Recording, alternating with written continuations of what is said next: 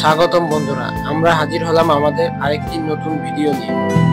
আমরা আমাদের গত ভিডিওতে দেখিয়েছিলাম কিভাবে ঢাকার গুলিস্তান থেকে চলে আসবেন সোনারগাঁও লোক ও কারুশিল্প ফাউন্ডেশন গেট এবং কিভাবে ঘুরে যাবেন। আমরা আমাদের আজকের ভিডিওতে দেখাবো সোনারগাঁও জাদুঘর এবং সোনারগাঁও জাদুঘরের সংক্ষিপ্ত ইতিহাস এবং কি রয়েছে জাদুঘরে। সম্পূর্ণ জাদুঘর আপনাদেরকে ঘুরে ঘুরে দেখাবো। দেখুন, এখানে যে মেইন গেটটা এখান থেকে দেখা যাচ্ছে, মেইন গেট থেকেই কিন্তু সোজা আসার পরে যে ফ্ল্যাগ গুলো আছে, দুপাশে ফ্ল্যাগ দেওয়া আছে, যে রাস্তাটা আছে, সোজা আসার পরে আসলে দেখতে পারবেন যে জাদুঘরের সামনে রয়েছে শিল্পাচার্য জয়নুল আবেদিনের যে একটি ভাস্কর্য।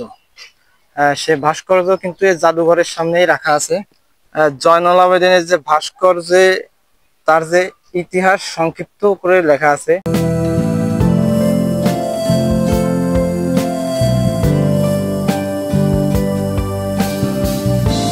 পাশেই কিন্তু এখানে আরেকটি তখনকার হাতের কাজ খচিত যে আসবাবপত্রগুলো আছে সেগুলো কিন্তু এখানে রাখা আছে।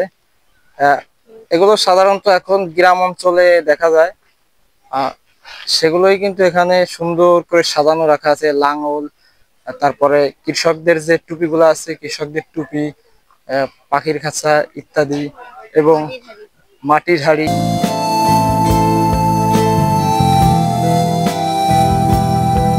জাদুঘরের যে সংক্ষিপ্ত ইতিহাস সেটি আপনাদেরকে বলার চেষ্টা করব।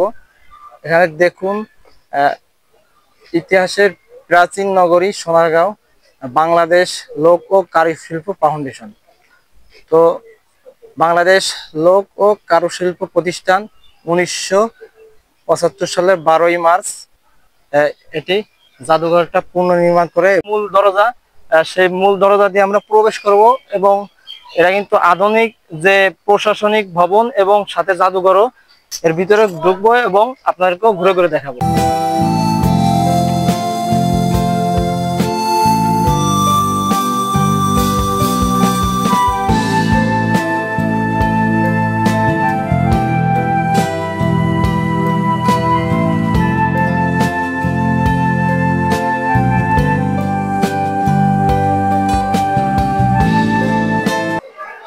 দেখুন, তখনকার যে গ্রামের যে মাটির যে কাজ করা পাত্রগুলো আছে সেগুলো কিন্তু এখানে রাখা আছে।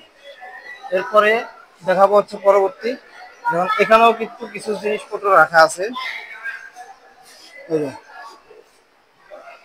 দেখুন, এই মাটির হাঁড়ি আছে, তারপরে দেখা যাচ্ছে যে পানি খাওয়ার জন্য যে পাত্র আছে তখনকার, সে পাত্রগুলোও কিন্তু এখানে রাখা আছে। তারপরে কিন্তু রাখা আছে দেখুন যে কিছু ভাস্কর্য সাজানো আছে, ছোট ছোট ভাস্কর্য পুতুলের মতো করে সাজানো আছে। জমিদারদের আমলের ব্যবহৃত নারীদের যে সেই বাংলাদেশের পরিচিত এবং বিখ্যাত যে জামদানি শাড়িগুলো, পুরাতন সেই সময়কার যে শাড়িগুলো, সেখানে কিন্তু এগুলাই সাজানো আছে। এই যে দেখতে পাচ্ছেন এখানে লেখা আছে জামদানি শাড়ি। জামদানি শাড়ি, নৌকার কিছু নকশা এখানে সাজানো আছে, সাম্পান নৌকা এবং বিভিন্ন নৌকার যে নামগুলো আছে সেই নামের যে নৌকাগুলা, তার কিন্তু ছোট ছোট করে এখানে সাজানো। এর একটা নামও আছে, ডিওরমা। এই যে এখানে কাছের ভিতরে যে গ্রামের দৃশ্য সাজিয়ে রাখা হয়েছে, এর নাম দেয়া হয়েছে ডিওরমা। দেখুন দর্শক, এখানে দেখুন রাখা আছে বাংলাদেশের মানচিত্র। এই মানচিত্র কিন্তু সম্পূর্ণ একটি কাঁথার উপরে সুতা দিয়ে নিখুঁতভাবে সেলাই করে তৈরি করা হয়েছে। আর একদম 64 জেলার যে মানচিত্র নাম সহ সেগুলো কিন্তু রাখা আছে এখানে।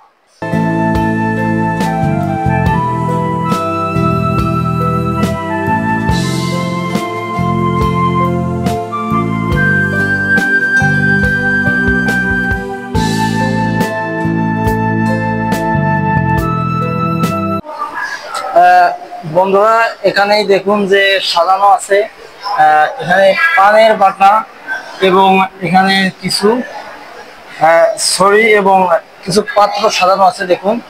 এগুলো কিন্তু তখনকার জমিদারদের ব্যবহৃত, যেমন ইশাখা এবং তার ছেলে মুশাখা তখন কিন্তু এই জিনিসগুলো ব্যবহার করতো। এখানে সংক্ষিপ্ত করে একটা নাম দেওয়া আছে কোমর বিছা, বা ওর সাথে যে ব্যবহৃত বাজু বন্ধ, সেটাও কিন্তু এখানে রাখা আছে। রাখা হয়েছে তখনকার ব্যবহৃত যে আয়নাগুলো আছে সেগুলোই এখানে সাজিয়ে রাখা হয়েছে।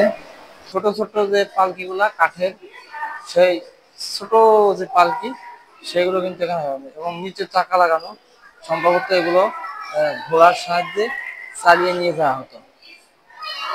এখানে কিন্তু রাখা হয়েছে দেখুন শিল্পচর্চ জয়নুল আবেদিনের যে ব্যবহৃত কলম এবং কিছু আসবাবপত্র, এবং তার পাশাপাশি রাখা হয়েছে তার একটি জামা, এবং নিচে দেখুন সংক্ষিপ্ত যে ইতিহাসটা এখানে দেওয়া আছে।